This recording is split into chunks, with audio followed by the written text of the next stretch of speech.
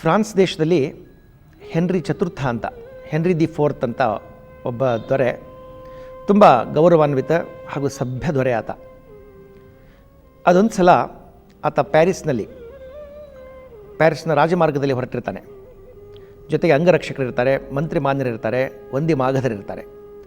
ಎಲ್ಲ ತನ್ನ ಸಿಬ್ಬಂದಿ ಜೊತೆಗೆ ಹೊರಟಾಗ ಮಾರ್ಗ ಮಧ್ಯದಲ್ಲಿ ಒಬ್ಬ ಭಿಕ್ಷುಕ ಕಾಣಿಸ್ತಾನೆ.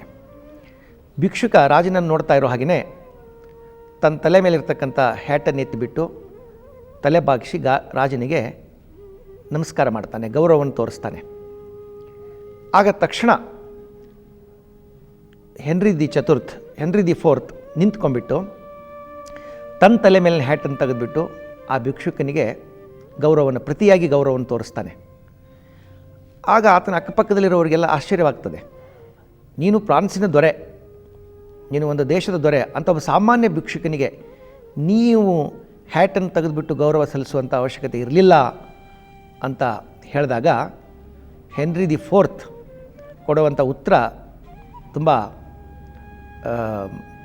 ಟಚಿಂಗ್ ಆಗಿದೆ, ತುಂಬ ಹೃದಯ ಸ್ಪರ್ಶಿಯಾಗಿದೆ.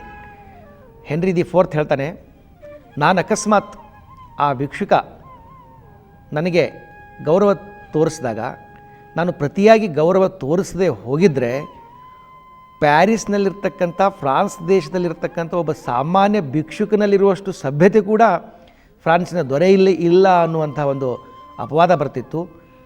ಒಂದು ಕನಿಷ್ಠ ಸಂಸ್ಕೃತಿ ಕೂಡ ನನ್ನಲ್ಲಿ ಇಲ್ಲ ಅನ್ನುವಂಥ ಮಾತು ಬರ್ತಾಯಿತ್ತು. ಅದಕ್ಕೋಸ್ಕರ ಸಭ್ಯತೆ ಅನ್ನುವಂಥದ್ದು ಮನುಷ್ಯನಲ್ಲಿ ಇರಬೇಕಾಗ್ತದೆ.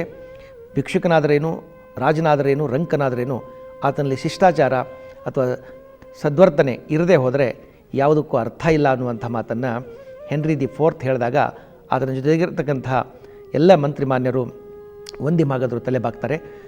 ನಾವು ಬದುಕಿನಲ್ಲಿ ಈ ಕಥೆಯಿಂದ ಒಂದು ಪಾಠನ ಕಲ್ತ್ಕೋಬೇಕು. ಏನು ಅಂದರೆ, ನಮ್ಮನ್ನು ಗೌರವಿಸಿದಂಥ ವ್ಯಕ್ತಿಯನ್ನು ನಾವು ಗೌರವಿಸೋದನ್ನು ಕಲ್ತ್ಕೊಳ್ಬೇಕು.